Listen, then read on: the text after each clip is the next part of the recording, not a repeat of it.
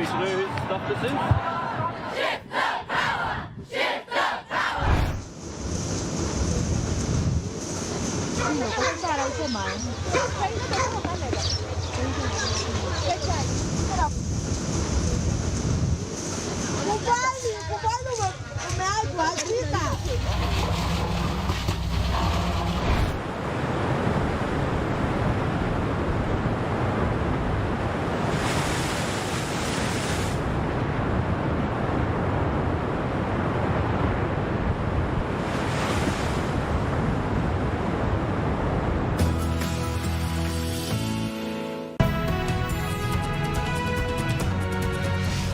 Welcome back. You're watching I-24 News. We're coming to you live from Tel Aviv, and Israel says it will agree to a proposal by Qatar and Hamas to extend the truce for another 2 days if Hamas hands over the names of 20 additional hostages to be released.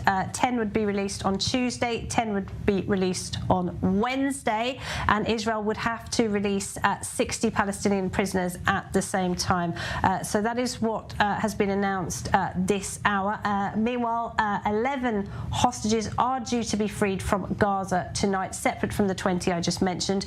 That includes 9 children and 2 mothers. Their families are being briefed. 39 women and children have been freed in recent days. Hamas still holding 18 children and 5 mothers among just under 200 hostages still in Gaza. They've been held for nearly 2 months now. Well, the children who were released yesterday include 4-year-old Abigail Idan. She has been reunited with her siblings, her brother and sister, and there she is with her grandparents as well. Tragically, both of her parents were murdered on the 7th of October, and she was hiding with another family, the Broduch family. They were all taken hostage and they were all released yesterday. So there's 4-year-old Abigail. She's with her Saba, her Safta, other family members. She's been reunited with her brother and sister as well, but tragically both her parents were murdered. You remember President Biden yesterday said he would like to give that little girl a hug. She has American citizenship as well. So she's back with her family. We also saw sisters Ella and Daphna reunited with their mother, Mayan Zin. There she is after a horrendous wait of 52 days to be reunited with her daughters. So there she is, her 15-year-old daughter Daphna, her 8-year-old daughter Ella, getting a first hug from mum when they were freed last night. And we are waiting for more reunions tonight. More children, 9 children are due to be released, and 2 mothers as well. There was some dispute over the list earlier in the day, and reportedly 2 mothers were added to the list. We have seen 2 families separated over the past few days in contravention of the agreement. Hila, a young girl, was released. Her mother is still in captivity, Raya. We also saw Mia Regev released. She was the girl who went to hospital for surgery. Her brother Itai is still being held. So we're hoping to see those 2 among the others released. If not tonight, then over the next 2 days. Our senior correspondent, Owen Alterman, is with me, and I'm also joined by Doron Avital. He's with us now, former colonel in the IDF. Thank you for being with us, both of you. So Owen, looks like that deal is going to be extended. We are going to see 20 more hostages freed from Gaza in the next 2 days. Yeah, announced from Qatar, now announced from the White House as well. So yeah, so the extension of the truce for 2 days, and again, 20 more hostages being released. And of course, we actually heard even last night, of course, Prime Minister Netanyahu going on video and going on record saying that Israel was interested in seeing this extended. Laura, I think from the Israeli perspective, this speaks to just how popular this deal is among the public. The public's aware of the costs, right? The potential risks, of course, of the truce, and certainly the risk of seeing so many convicted Palestinian prisoners right, go free, whatever their gender, whether they have passed the age of majority or not. There obviously are risks, but the Israeli public obviously is much more taken at this point by those pictures, right? The pictures of the children coming home, of the mothers coming home, of the reunions of the families, and even of the woman. We haven't had a picture of her, of course, but fighting for her life at a hospital, at least able to get medical care here in Israel. 84-year-old Alma Avraham, who was her daughter spoke today, didn't she? And she said her mother was not given her medication. She was very upset. Clearly, her mother was airlifted straight to hospital last night because of the serious condition she's in. Right. So obviously, in terms of evaluating whether this was or was not a good decision to enter into this deal, that'll more or less be a verdict of history, right? We'll need the perspective of time to truly understand how the risks were borne out and what the real costs were, because we get the payment in cash, in a sense, right? The hostages coming free, but the consequences only become clearer later. But at least at this stage, this is very popular among the public. There doesn't seem to be a big marginal risk in extending it for 2 days, right? Israel will have the certainty, assuming this is implemented, of getting the 20 hostages, and the risk of an additional 2-day pause once we're already in the world of a truce seems to be marginal. So again, it seems to be an easy decision for the Israeli government to take. Well, let's ask you, Lieutenant Colonel Doron Avital, you're a military man. Will Israel be able to recover the momentum after a 6-day pause, or possibly more, and get back to the job of destroying Hamas? I think for sure in the battlefield momentum is important, but then we can rearrange, regroup, plan ahead. We gather a lot of new intelligence, so there's no question that the army, once commanded, can go back into fighting with a new plan, a new logic, and maybe a new tactics. We are in a different stage of the war right now, so I think the deal, of course, had to be taken, and it's a good deal in the sense that the hostages are back, and also it's a vindication that the strategy in which, when you put a credible threat of the army fighting in Gaza, this can yield deals that are reasonable for us. What will Hamas be doing with those days of ceasefire? How can they... This is what they really buy. I mean, the prisoner swaps, I mean, this is good for them, and it gives them momentum and credibility in the Palestinian crowd in the West Bank. But what they need is a ceasefire. They need to regroup, they need to rearm, they need to rest, they need to eat, they need to plan ahead. So for sure... Can they rearm? Because, of course, the IDF forces are... Rearm is to reconnect with where they have weaponry, to think what's the next stage for them, They also were in the battle, and they showed that they're still in command of the territory, the way they hand in the hostages. I mean, that they have command. It's not like we broke the chain of command of Hamas. The ceasefire is being kept. It's an important thing to see. So for them, it's crucial. It's a life-saving for them as a military organization. But for us, we can rearrange and we can attack again. And of course, much easier to control territory when you're guaranteed under the terms of the deal that the other side is not going to be able to exercise its control of territory, right? Exactly. By firing on you. So I obviously there's been a lot of talk in Israel about that. There's obviously an element of truth to it, but on the other hand, I think certainly not to detract from the military's achievements over the course of the past month and a half. All right, let's head to central Tel Aviv. RPS Steckelbach is there with some of the families of the remaining hostages and their supporters. Pia. Right, Laura, here at the hostage grave, people keep coming in just to be not alone, just to connect also with the members of the families of the hostages here. Everyone is sort of coming together here, and also what you can see behind me is where people can actually receive psychological support. This is what you can see, the people there in the blue vests, they're psychologists and psychology students, and they're providing the opportunity for people to just come here and speak. They're just listening to the people who come with all kinds of different topics they want to speak about. First and foremost, the uncertainty that everyone in this country is experiencing, be it the family members of the hostages, but also just ordinary citizens who find themselves in this war. And this is also what this hostage square is for, just for everyone to come here and to feel connected. Now, when it comes to the families of the hostages, some of them are also still around here. They spend a lot of time here. We just had the chance to speak to the cousin of Itai Svilsky, 38-year-old man who was kidnapped from Be'eri when he was visiting his parents. His parents were both murdered, and he remains in captivity, as men, as you know, have not yet been part of any deal. And his cousin, Naama Weinberg, she was telling us how happy she was for those hostages who were already released and who are expected to be released today, but that she will, of course, also continue to fight for her cousin, who she says was is a very, very strong person. He was a mental coach, and she really hopes that he will also be able to help possibly other hostages to deal with the captivity. So she remains hopeful, and also out of a lack of alternatives, this is what we've been hearing here from many families, that they will continue to fight until the last hostage is released, that they will not give up. Even those who now have their loved ones released, some of them are saying that they will continue to struggle until the last one is released. And this is also what you can see here. This table resembles here behind me. This is this white long dinner table, one seat for each hostage. Now the candles have been lit, and this table has been standing here for a while, and I think it will remain here for a while, really, until the last hostage is released. And this is really what resembles also the sheer amount of the hostages.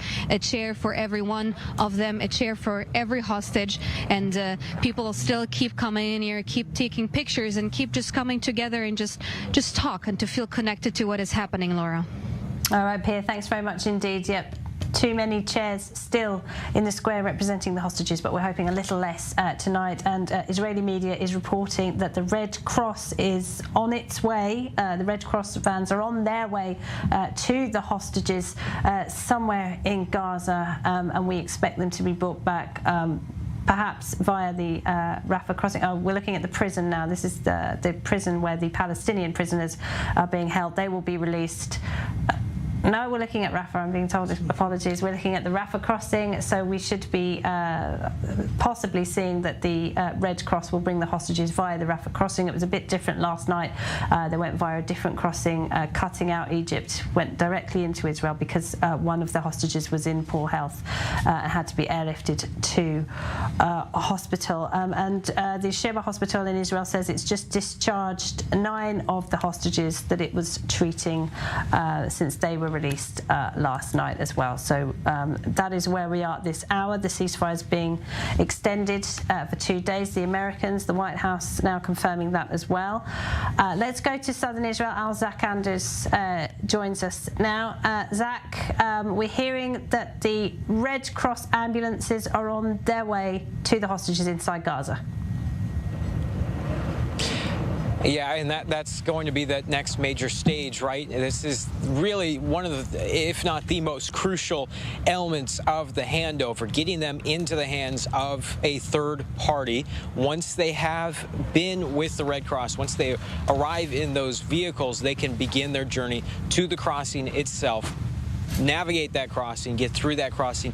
I think one of the elements of these exchanges that we haven't spoke to all that in depth, perhaps because of the issues with access and being able to get independent media on the ground there, but it does appear that there are large crowds at the crossing on both sides, and that sometimes these vehicles have to get a clear path through the crowds. Obviously, a lot of people inside Gaza are looking for a way out, and they have congregated around the Rafah crossing and are looking for access and opportunities. That has so far not appeared to be problematic for the last 3 days of exchanges. Some of the sources on the Israeli side said they don't expect it to be a problem going forward, but that's just another major element of this, as they will make their way through the Rafah crossing. Once they do get into Egypt, that's when they finally get into Israeli hands, and that transfer goes to the IDF.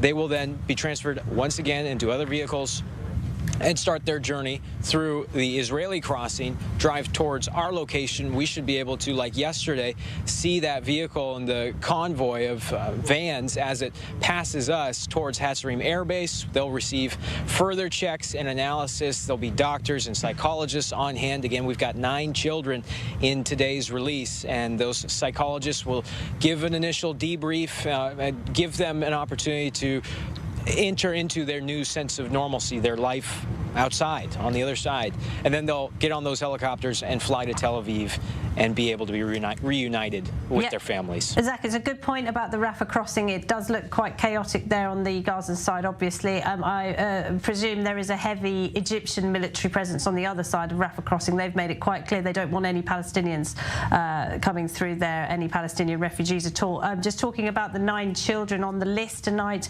that hasn't been confirmed. The names of the hostages has not been officially confirmed by Israel, but there are reports that the young Kfir Bibas, the 10-month-old now baby, not on the list, nor his brother, nor his mother. And the family's sharing their heartbreak at that news. But there is now hope that with an additional 2 days of this ceasefire, with an apparent agreed upon extension, that there will be the chance to have 10-month-old Kfir Bibas released in the next few days. Of course, some of the families that we've spoken to have been scratching their heads why he wasn't on the list on day 1 as the youngest hostage in this cohort of other unfortunate hostages that have been trapped in Gaza now, going on 47 to 50 days for some of them. Zach, thank you very much. Zach Andrews there down in southern Israel, waiting along with everyone else for the release of the hostages. We're hearing that the Red Cross ambulance is on their way to the hostages now. Owen. Yes, obviously the routine that we've, in a sense, fortunately become accustomed to over the last few days, right? Just to take our viewers through it again, that Hamas hands over the hostages to those Red Cross vans, the ambulance vans. The freed hostages, at that point, they are freed. They're in the hands of the Red Cross, no longer in the hands of Hamas. Get an additional medical check by the Red Cross, and during that screening, presumably is where the condition of that 84-year-old hostage was discovered yesterday. From the sounds of it, it could not have been discovered by that medical team. And then those vans have traditionally made their way down to the Rafah crossing between Gaza and Egypt. Apparently, the roads are not great on the way there, given the circumstances of the war. Then at that point handed over to the Egyptian security forces as laid out in the agreement for the freeing of the hostages, and then handed over to the Israeli military, brought to hospitals in Israel and for their medical care. And as you mentioned, Laura, a lot of those hostages from Sheba Medical Center are now being released after about a day and a half of being hospitalized. And we've heard from the hospital and from the families, for that matter, from the get-go, that their physical condition was good. Obviously, a lot of work needs to be done on mental health. Thank you, Owen. We're going to cross over to the White House. John Kirby speaking now. Exactly what he said to y'all yesterday when he got asked this question. It's a worthwhile thought, but the approach that I'm taking now is working. The approach that we're taking now is working. It's getting results. The increasing dangers to U.S. military personnel in the Gulf. I know you outlined in a series of appearances this morning what happened, but are we to continue seeing this sort of, let me put it this way, is that strategy of dealing with it as it happens going to continue to be the strategy? You've seen some say there should perhaps be a more robust response to these ongoing attacks, whether it's from Iranian-backed militias in Syria or Iraq, whether it's the Houthis. Is there any thought of changing up how that's done? I don't think we're going to get in the business of telegraphing our punches, Ed. We've responded forcefully against the threats to our forces in Iraq and Syria, and now our forces in the Gulf region, the Gulf of Oman, Gulf of Aden, will continue to do that as appropriate. Is striking in Yemen still an option? Again, I'm not going to telegraph punches. We will take the steps appropriate to protect our troops and our forces in the Middle East region. I would add that the Mason is attached to the USS Eisenhower Carrier Strike Group, which the president dispatched to the region specifically to address the increase in the tensions. Any possibility that Americans will be among the 20 that we release over the next few days? Well, we certainly hope so. I mean, we're going to watch this very, very closely. We're certainly hoping that another batch of hostages gets released today as part of the fourth and final day of the original agreement. We're going to be watching closely to see if any Americans are in that group. As it has come out over the last 3 days, we don't really know until you get into the end game who's going to be actually on that list, and then even then you got to watch closely to seeing if who's on the list is the folks that actually come out. So we're watching and hoping. And you spoke of the president's conversation at a critical moment to break that impasse. Can you talk a little more about what that impasse was and how that was broken his conversations? I mean, it came down to, you're talking about over the weekend. Yeah. It was really more about the lists and who was on it, and I don't want to get into more detail than that.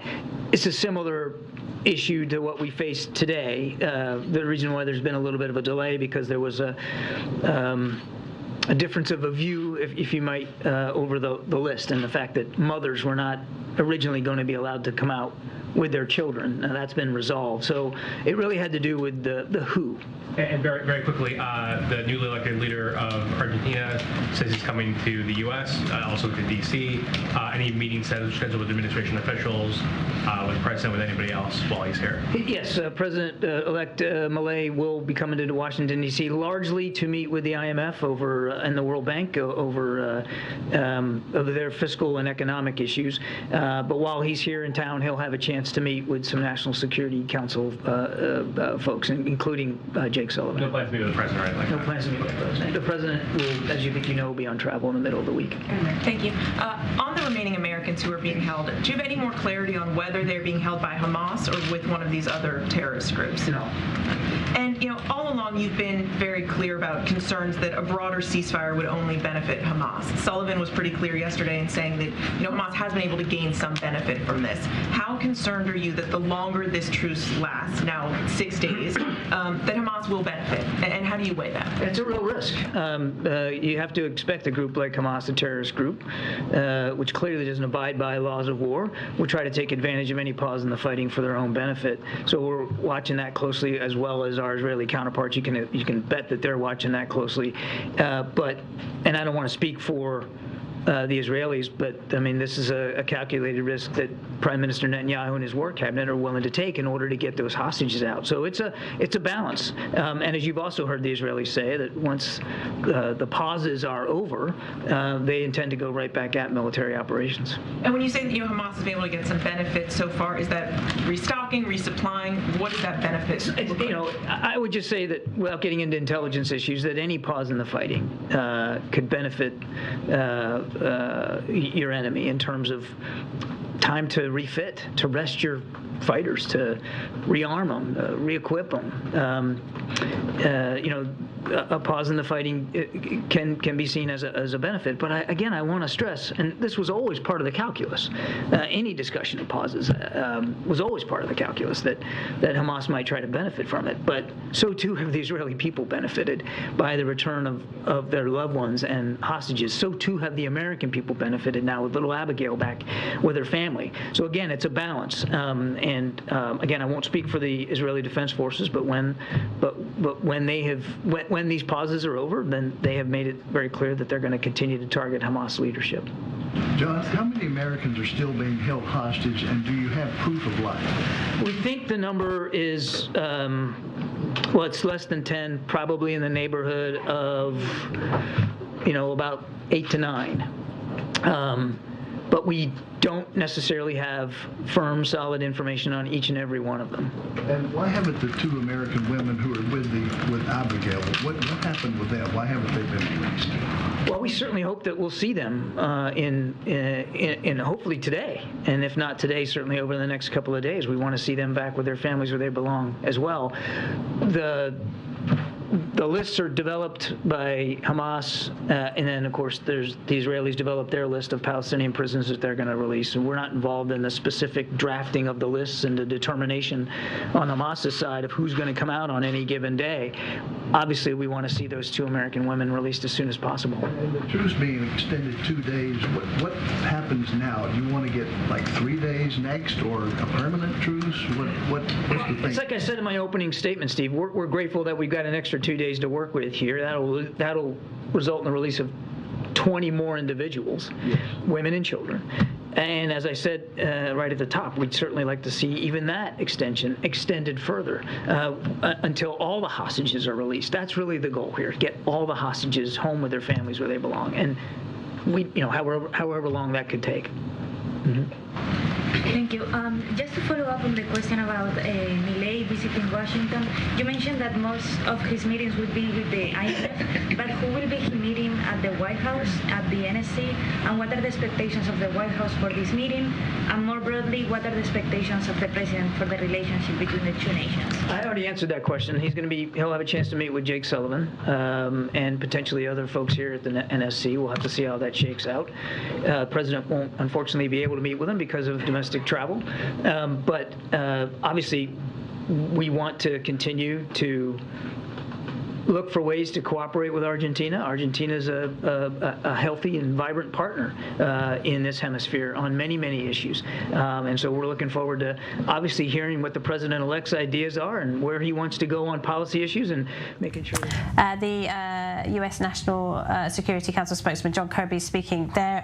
Owen, first of all, he confirmed that the two-day extension to the truce. Right, he confirmed that, and he also confirmed, Laura, as far as I know, the first on-the-record two-camera explanation of what happened today, right? Which had been previously reported, but never in this way to the podium from a spokesperson, that it was the fact that the mothers weren't included in the list is what held it up, according to John Kirby, who, of course, has become a very familiar face right here in Israel and around the world over the course of this war, and plenty of memorable things to say. One thing he said that caught my eye, again, asked repeatedly by those reporters, what exactly is the U.S. stance on the length of the ceasefire and the depth of the ceasefire? And at one point said, we would like to see this extended until all of the hostages are brought home. So from his perspective, there should be a single-day truce with 10 hostages released under the terms of this deal, presumably, with the Palestinian prisoners released and so forth, until all, 160 that are left after this batch tonight are released. So on one hand, not calling for a permanent ceasefire, right, the way leaders around other parts of the world are, but certainly very comfortable with a very long pause, very long ceasefire. For the purpose of recovering the hostages. For the purpose of recovering the hostages, you're right, but it does have a different flavor in that sense from what you might hear from decision makers here in Israel, who also have this horrible, horrible calculation of how to balance between the need to free the hostages and the need to prosecute the war.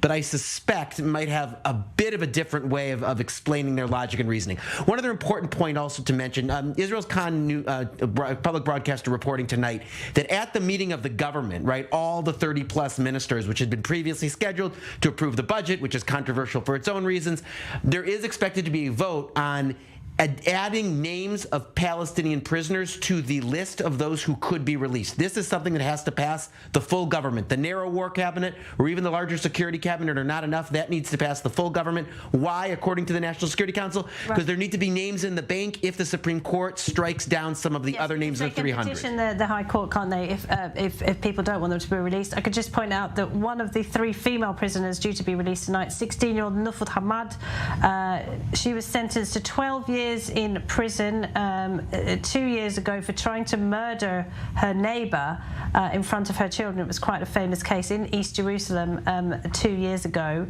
She's going to be released tonight. Presumably she'll be moving right back into the family home right next door to the woman that she tried and failed to murder in front of her children. So just a reminder of the kind of people who are being freed as a result of that deal. None of them convicted murderers, but many people who attempted to murder people, carry out bombings, that kind of thing. We're going to take a very short break.